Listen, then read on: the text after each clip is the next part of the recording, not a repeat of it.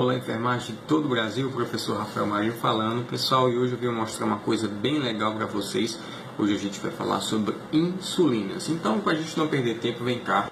Eu quero mostrar para vocês esses dois tipos de insulina, tá? Aqui na minha mão direita eu tenho a insulina regular e aqui na minha mão esquerda eu tenho a insulina em pH, tá?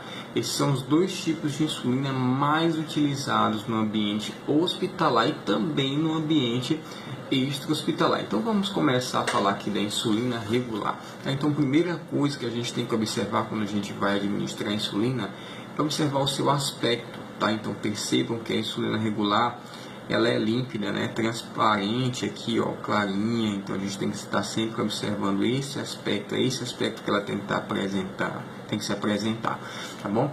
A insulina regular, gente, ela pode ser administrada tanto por via subcutânea, né, que é a via usual que o paciente utiliza em casa, no dia a dia, também no ambiente hospitalar, mas ela também pode ser administrada, dependendo da situação, por via intramuscular e também por via endovenosa. Tá muito comum aí nos pacientes, por exemplo, quando chega na emergência com cetoacidose diabética, tá? Em pacientes, por exemplo, em pós-operatório, que fazem uso de protocolos de glicemia, por exemplo. Tranquilo? Então pode sim ser feito. Em algumas situações, logicamente, dependendo do protocolo, essa administração via endovenosa ela é a diluição de 1 ml, tá? De insulina regular, ou seja, 100 unidades de insulina regular diluídas em 99 ml de soro fisiológico. Geralmente essa é a diluição, mas depende aí de protocolo para protocolo, tá bom? E qual é o tempo dessa insulina? Então, a partir do momento que ela é administrada por via subcutânea, ela tem uma ação em torno de 30 minutos a 1 hora. Realmente, em torno de 30 minutos ela absorve, ela inicia a sua ação. No entanto, o pico de ação, que é o momento onde essa ação vai ser máxima, ela acontece em torno de 2 a 3 horas.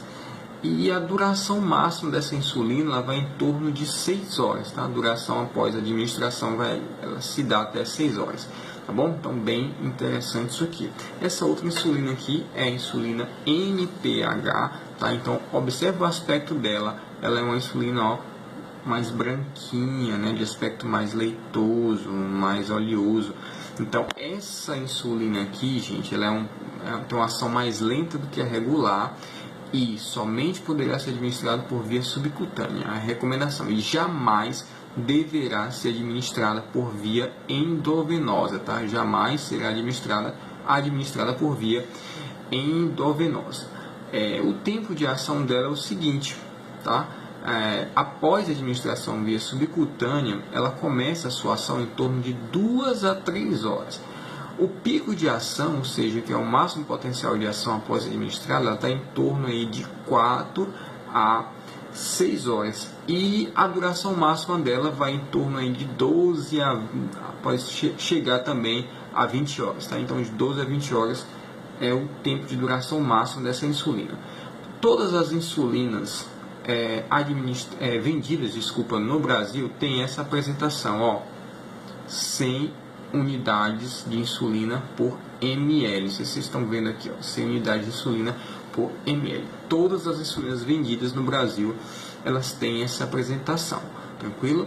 Uma coisa muito interessante que a gente pode falar para vocês é que essas insulinas podem ser administradas juntas, ou seja, numa mesma seringa eu posso misturar essas insulinas. Qual o cuidado que vocês têm que ter? Olha essa dica muito importante aqui, anotem isso aí.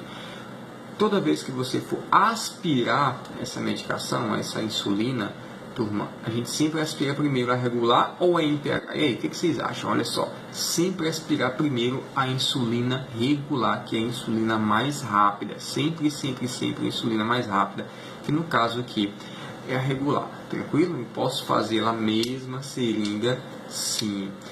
São administradas, como a gente já falou, na forma subcutânea. Olha que dica bem interessante e que curiosidade. Dependendo do local subcutâneo que você administrar, haverá absorção diferente, tá? Em tempo diferente. Por quê? Olha só, vou dar uma dica para vocês. Na região abdominal, tá? O local onde eu tenho absorção mais rápida. seguida aí da região dos braços, né, na região aqui, ó, nessa região do braço, na parte posterior do braço. E por último, a região onde tem uma absorção mais lenta é na região de coxa e na região das nádegas. Tá? Então, recapitulando, mais rápida, abdômen, segundo mais rápida, braço, e o último, que é a mais lenta a ser absorvida, é a região de coxa e nádega, tá bom? Outra dica interessante que vocês devem anotar aí é que o exercício físico influencia na absorção.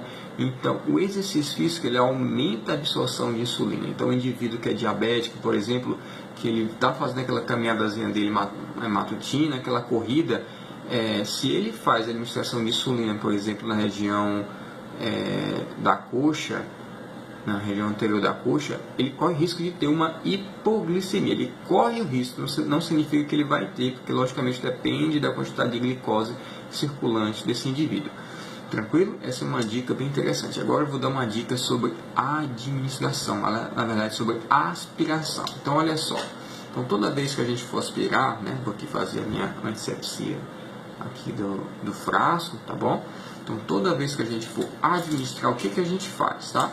Vamos supor aqui que eu tenho uma prescrição médica de administrar 20 unidades de insulina, tá? Então olha aqui, ó, isso aqui é uma seringa, né, na graduada até 100, então essas seringas de insulina todas vêm na graduação de até 100 unidades. Então, qual que é a dica que eu vou dar para vocês? Toda vez que você for aspirar, então olha só, antes de você aspirar, você coloca já aqui, tá, a insulina aqui onde você quer, 20 unidades, por exemplo, vou colocar aqui, ó, 20 unidades, tá? Então coloca um pouquinho mais, 21 unidades, por exemplo. E aí você faz o que? Então, depois que você fez a sua asepsia, você, ó, introduz esse ar que está dentro da seringa, ó, introduz o ar na ampola de insulina. E aí o que você faz? Ó, aspira as 20 unidades prescritas. Tá certo? Só para dar um exemplo para vocês. Então essa dica é bem interessante. Só que antes de você fazer isso aqui que eu mostrei para vocês, o que é interessante? Você fazer isso aqui, ó, para você homogeneizar, tá, a insulina dentro do frasco. Logicamente você não vai fazer isso de forma brusca, porque a insulina ele é um hormônio é uma proteína, e você pode quebrar essa molécula de proteína, né, e aí esse hormônio pode não ser mais eficaz. Então isso tem que ser de forma homogênea, tá bom? O armazenamento dessa insulina deve ser na geladeira, tá, numa temperatura de 2 a 8 graus, tá? Anotem aí, geladeira, temperatura de 2 a 8 graus. Não pode congelar, se congelar tem que ser desprezado, e também não pode ficar superaquecida.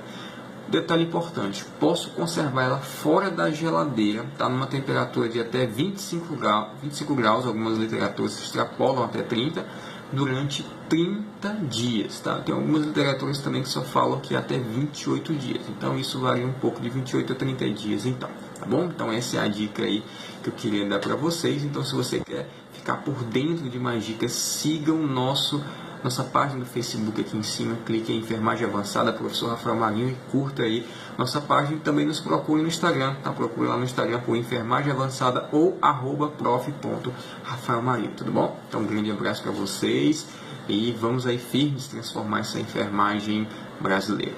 Estamos juntos.